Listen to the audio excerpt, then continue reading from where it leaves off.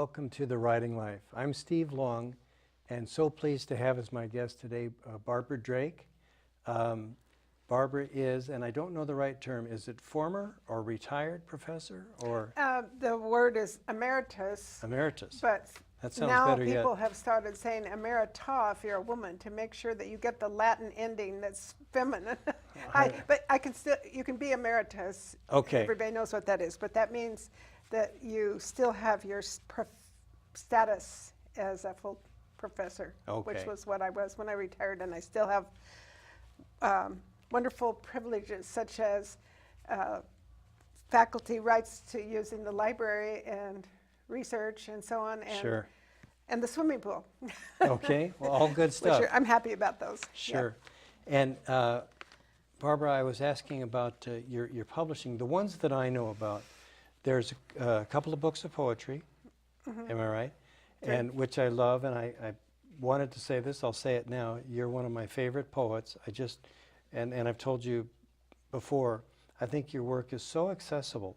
And every time I read one, I think, oh yeah, I had an experience like that. Or if I didn't have an experience like that, at least I know what you're talking about, I can relate to it, and they're moving, and I think you're terrific. Oh, thanks. So yeah, that's I like to be accessible. Yeah, but the other thing is, and I want to ask you a little bit about this terminology.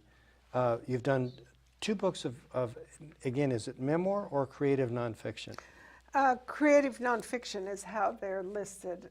Memoir, they could be memoir. It means memories of your life, but they are often called creative nonfiction, and memoir maybe being more used to talk about a whole life of somebody, career in the army or whatever. But it's memoir and creative nonfiction. Okay.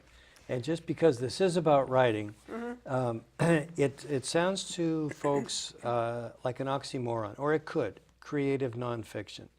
Oh, well, nonfiction, my book is finalist for the Oregon Book Awards, which is exciting. They get lots of nominations, but it's gone the step beyond that, and it's a finalist. So on April 11th, the Literary Arts State Organization will be holding the awards ceremony in Portland, and I won't know whether my book is the final or not. Right.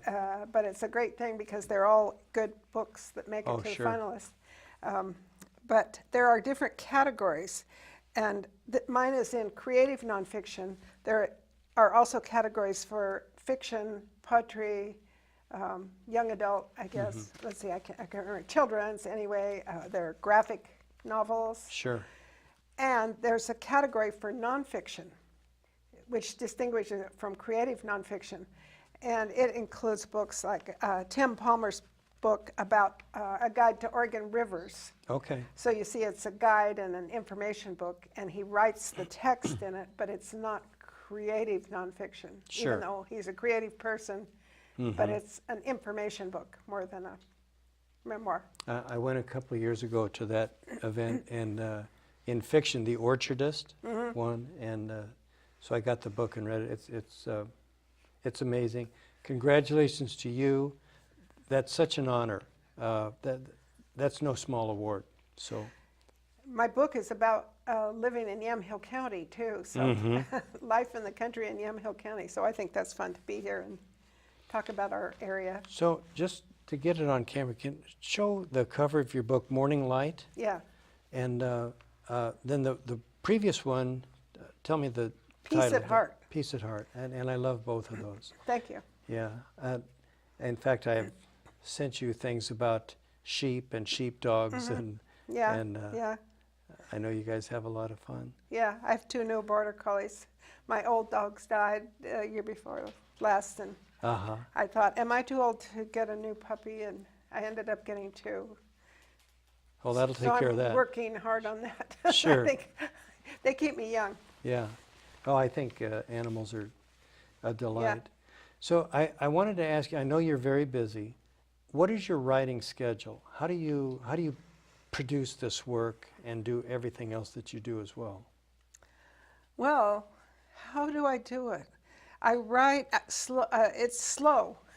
It's a slow process because when I first, for example, let's see, where shall I start? I'm in 2 writing groups, but they are both poetry groups that I meet with, each of them once a month. And we get together and talk about our work. And so I'm always working on new poems because I think, oh, I can't go to my writing group without a poem. And I write lots of ideas, and then when it comes time to get together, I'll take something I've got, my ideas, my drafts, and go through them and find one that feels like it's getting there, and I will develop it into a more or less finished poem. And take it to the groups, and they go over it, and I'll revise it some more, and so on. So that's the poetry writing. Now, the creative nonfiction, the kind of work I'm writing is such that in some ways you have to wait for the things to happen that you want to write about. So the first book, Peace at Heart, was about moving to Yamhill County and buying a place in the country and learning all kinds of things, like how to deliver a lamb and how to do other stuff, you know, dealing with the vineyard, doing all that. So it was kind of a learning book, and it took me at least 10 years to write all the essays that were in it.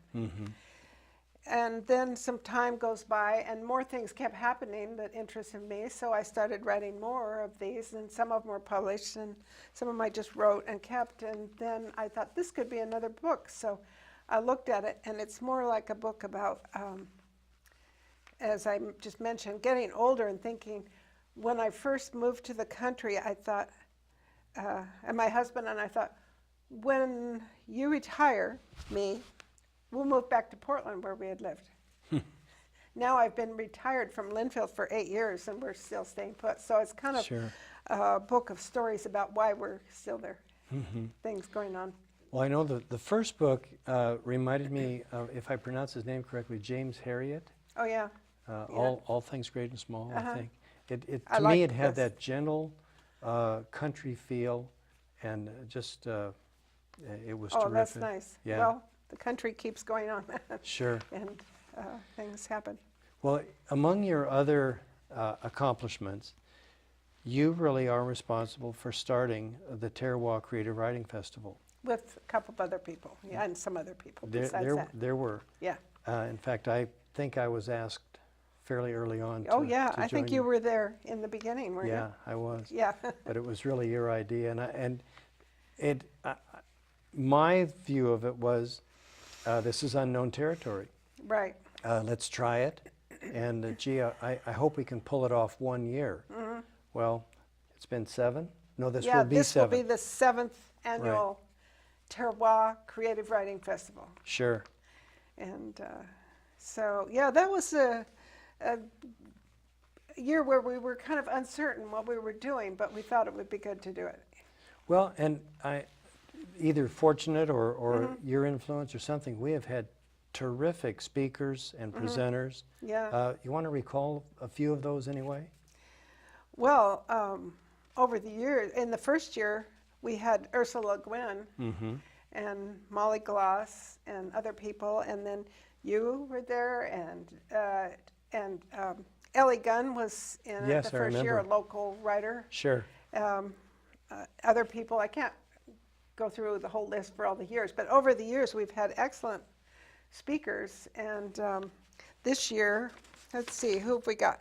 Our morning keynote speaker is David Mason, who was lived elsewhere and is a well-known poet, but has some connections with Oregon now, and so he is coming here to talk about poetry.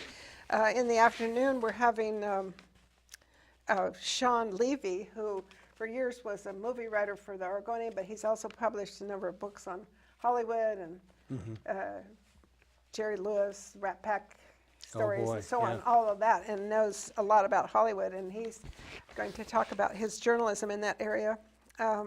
Let me remember who all we had, but we keep expanding the program, and so this year we're going to have I think this is going to be very fun, a panel of romance writers from the Rose City Romance Writers Group. Sure. And this is one of the most friendly areas. When I've run into romance writers, Well, you wouldn't want an unfriendly romantic. no, but they also want to bring in lots of other people. They're so open. They like, come on, we'll teach you how to write a romance, and you can be writing that's them great. too. You know, Sure. and they really are good for people and very sociable and all that. And I think that's going to be fun. So if anybody's interested in that, be sure and put that one on your list. We have Josiah Phillips, who's a Shakespearean actor with the Ashland Company and who lives up here, and he's going to talk about reading your work aloud and other things. And so we've got young adult, so on. Sure. How's our time? We're doing fine. Before we run out of time, I wanted to ask you, though, you talked about expanding. We've expanded now sort of out of that one day into workshops. Right, right. And maybe to say just a word or two about that. We got a grant, a community grant to offer workshops throughout the year. And I am not the one to ask for the details about that, but Emily Grosvenor and Tandy Yeah. Tillinghast are working on setting up that schedule. And so our first one actually is one on blogging, which if people are interested in that or have an organization, you should sign up for that one with, I think that's starting this week, isn't it? I think so. I think so. And I was going to say, for more information, then they could go to, I think, Terroir Creative Writing Festival 2016. Right. And I think that there is additional information there. But we've got such great people. We've got, I was going to say on the program, we've also got William Sullivan this year, who writes guides to the out-of-doors and stories about his outdoor hiking. We've got Lisa Ellen Harris. I love her work. Yeah, a whole lot of good people. And Ed Edmo, including you. who's going to talk about the art of storytelling. Ed is a Native American storyteller, and he will be there. So. And that makes me think that putting the word out about the festival, you don't have to be a writer to sign up for it. There's plenty of entertainment and meeting writers and finding their books. So there are workshops, but there are also readings and so on. Well, there are, and of course, I am a writer. I love writing and the creation. But I think my pitch was that if you love to read, and I think there's probably certainly more readers than there are writers, it's so interesting to find out the process. I mean, I'm not a filmmaker, but I love watching movies or documentaries about how a film was made and what decisions are made. What's the criteria for keeping or cutting a scene? How is the plot advanced and so on? Yeah. And I think if you never wanted to write a thing, but you're a reader, this would be a lot of fun to come to. Oh, yeah. You can be entertained all day long. And it's a very modest cost. And if you register before April 9th, you can get a discount. Sure.